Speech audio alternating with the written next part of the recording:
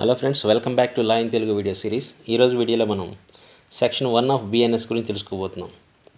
Right, section 1లో subsection 1 ఒకసారి చూద్దాం. చూడండి, this act may be called the Bharatiya Nyaya Sanhita 2023.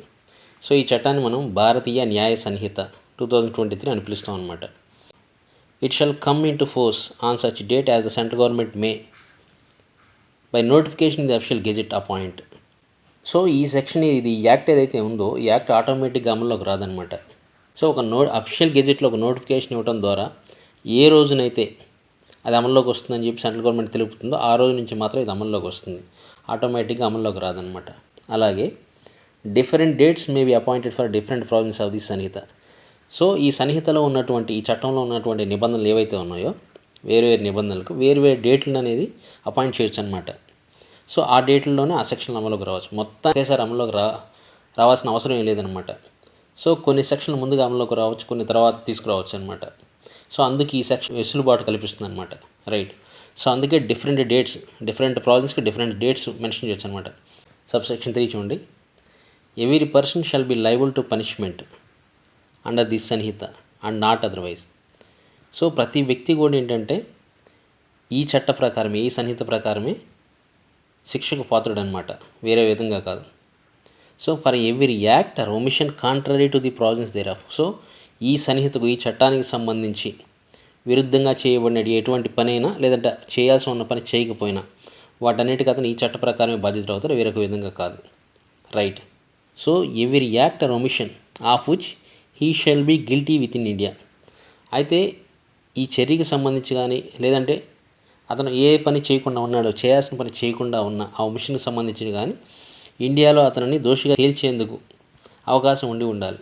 Right, అంటే ఆ నేరం ఖచ్చితంగా భారతదేశంలో జరిగి ఉండాలి, అది కూడా ఈ చట్టంలో ఉన్నటువంటి నిబంధనలకు విరుద్ధంగా చేసి ఉండాలన్నమాట. అలా చేసినట్లయితే మాత్రమే, అంటే స్పెసిఫిక్గా ఏంటంటే ఇండియాలో జరిగినటువంటి నేరాలకు సంబంధించి మాత్రమే ఇది డీల్ చేస్తుంది అన్నమాట సబ్సెక్షన్ 3.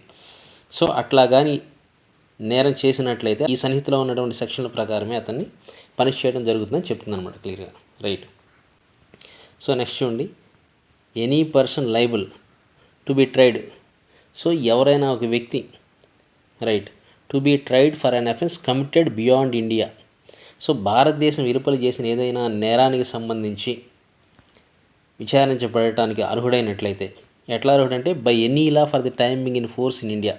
సో భారతదేశంలో అమలులో ఉన్నటువంటి ఏదైనా చట్ట ప్రకారం అతను ఇక్కడ విచారించేందుకు అవకాశం ఉండి, ఏ నేరానికి సంబంధించి అంటే అన్ అఫెన్స్ కమిటెడ్ బియాండ్ ఇండియా, భారతదేశం వెలుపల జరిగిన నేరానికి సంబంధించి భారతదేశంలో అతను విచారించేందుకు ఏదైనా ఒక, అంటే భారతదేశంలో అమలులో ఉన్నటువంటి ఏదైనా ఒక చట్టం అందుకు అనుమతిస్తున్నట్లయితే, అవకాశం కల్పిస్తున్నట్లయితే ఆ పర్సన్ ఎవరైతే ఉన్నారో shall be dealt with according to the provisions of this Sanhita.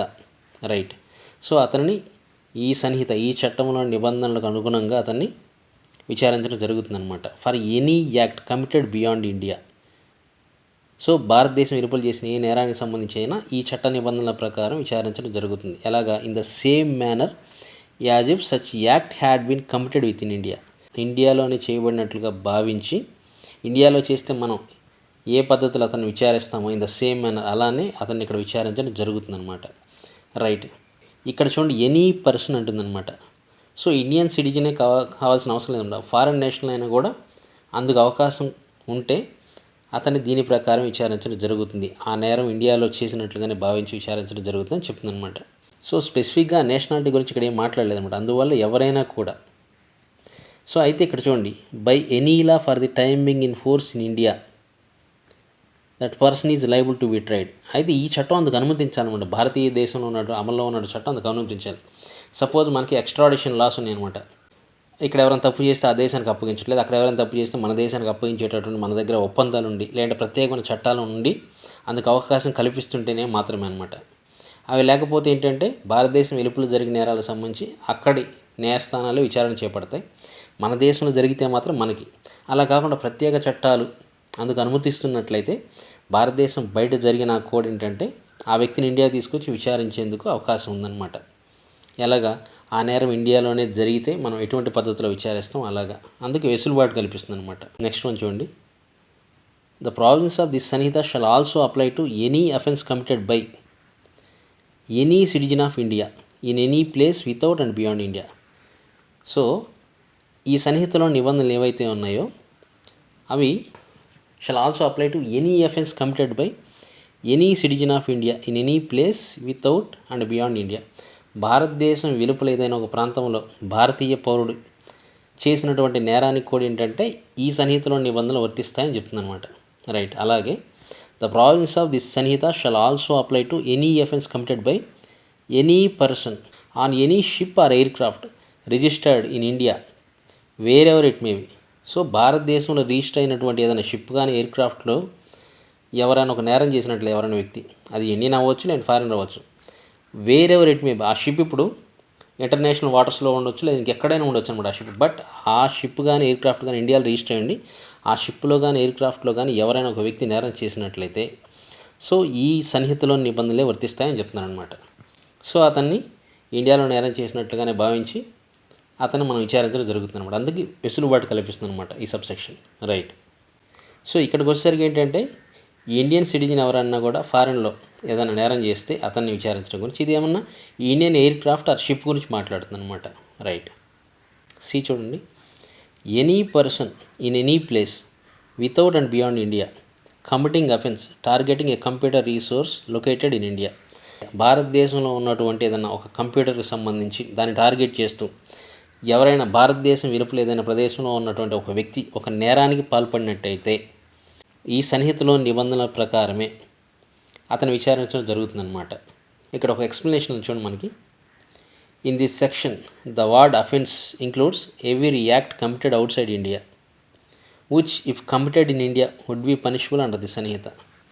So ఇక్కడ అఫెన్స్ అంటే ప్రతి చర్య committed outside India which would be punishable under the Sanhita.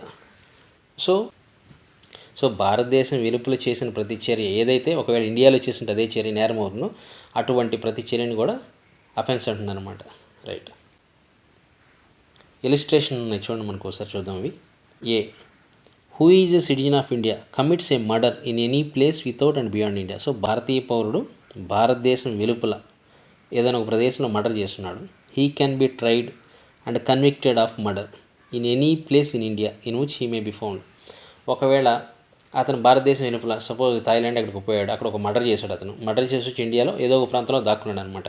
So భారతదేశంలో ఏ ప్లేస్లో అయితే హీ మే బి ఫౌండ్ అతనికి మనం కనుగొనడం జరుగుతుందో సో ఆ ప్లేస్లో అతను విచారించవచ్చు అనమాట. మనం అరెస్ట్ చేసేసి అక్కడ ఏ కోర్టు పరిధిలో అతను దొరికాడో ఆ కోర్టులో అతను మనం విచారించవచ్చు అనమాట అరెస్ట్ చేసి. సో అలాగే అతన్ని అందుకు సంబంధించి మనం దోష నిర్ధారణ చేసి పనిష్ కూడా చేయొచ్చు అనమాట. అందుకే సెక్షన్ వెసులుబాటు కల్పిస్తుంది అనమాట. 6 చూడండి ఒకసారి. Nothing in this Sanhita shall affect the provisions of any act for punishing mutiny and desertion of officer soldiers or sailors or airmen in the service of the government of India or the provisions of any special or local law. So ఏదైనా స్థానిక చట్టం ఉండి లేదంటే ప్రత్యేకమైన చట్టం ఉంటే ఆ నిబంధనలను ఇది ఏం ఎఫెక్ట్ చేయదంటున్నారు. So nothing in this Sanhita shall affect, ఇందులో ఉన్నటువంటి ఏది కూడా ఎఫెక్ట్ చేయదనమాట. అలాగే ప్రావిజన్స్ ఆఫ్ ఎనీ యాక్ట్, ఇంకేదైనా యాక్ట్ ఉందన్నమాట. ఎందుకు ఉద్దేశించిందంటే ఫర్ పనిషింగ్ మ్యూటినీ. సో సైనిక తిరుగుబాటు, సైన్యంలో వాళ్ళు తిరుగుబాటు చేశారనుకోండి ప్రభుత్వం మీద, లేదంటే సైన్యంలో ఉన్నటువంటి వ్యక్తులు సోల్జర్స్ కానీ ఆఫీసర్స్ కానీ ఎవరైనా సెయిలర్స్ ఎయిర్మెన్ ఎవరైనా కానీ వాళ్ళు సర్వీస్లోంచి పారిపోయి ఎక్కడో దాక్కున్నారు అనుకోండి, వీళ్ళు ఇటువంటి వారిని పనిష్ చేయడం కోసం ఉద్దేశించబడిన నిబంధనలు ఏవైతే ఉన్నాయో ఆ చట్టాల్లో వాటిని సన్నిహిత ఎఫెక్ట్ చేయదన్నమాట. అలాగే ప్రత్యేక చట్టాలు ఏమైనా వాటిని కానీ స్థానిక చట్టాలు కానీ ఇది ఎఫెక్ట్ చేయదని చెప్తాను అనమాట. అయితే మీకు ఇక్కడ చూడండి subsection 4 and 5. Any person liable, ఎవరైనా ఒక వ్యక్తి ఉన్నాడు అనమాట, he is liable to be tried, విచారించబడటానికి అతను అర్హుడు అనమాట. By any law for the time being in force for an offence committed beyond India. So భారతదేశం వెలుపల చేయబడిన నేరానికి సంబంధించి భారతదేశంలో అతను విచారించబడటానికి అర్హుడు అనమాట ఈ చట్ట ప్రకారం. ఈ చట్టం అందుకు మనకు అవకాశం కల్పిస్తుంది అనమాట. రైట్. సో ఇక్కడ కూడా చూడండి, any citizen of India in any place without beyond India. So భారతదేశం వెలుపల ఏదైనా ప్లేస్లో భారతీయ పౌరుడు ఏదైనా నేరం చేసినట్లయితే any offence committed by him చేసినట్లయితే ఈ సెక్షన్ అప్లై అవుతుందంటున్నారు. బట్ ఇక్కడ 4th కి 5th కి ఏంటంటే ఇక్కడ స్పెసిఫిక్గా ఇండియన్ సిటిజన్ అని చెప్తుంది అనమాట. ఇండియన్ సిటిజన్ అయితే 5th one అప్లై అవుతుంది అనమాట. బట్ ఇక్కడ ఏంటంటే ఇండియన్ సిటిజన్ కానవసరం అనమాట. ఎవరైనా కూడా భారతదేశం వెలుపల చేసుండి అతన్ని విచారించడానికి మనకు ఇక్కడ అవకాశం కల్పిస్తున్నట్లయితే సో అతన్ని కూడా విచారించవచ్చని ఈ యాక్ట్లోని ఈ సబ్సెక్షన్ చెప్తున్నాను. ఎందుకంటే రష్యాలో ఎవరో ఉన్నారు, అతను మన ఇండియన్ కంపెనీకి సంబంధించి ఏదైనా ఫ్రాడ్ చేశాడు అనమాట. సో ఇండియన్ సిటిజన్స్ దేశాన్ని అది ఎఫెక్ట్ చేస్తుంది అనమాట.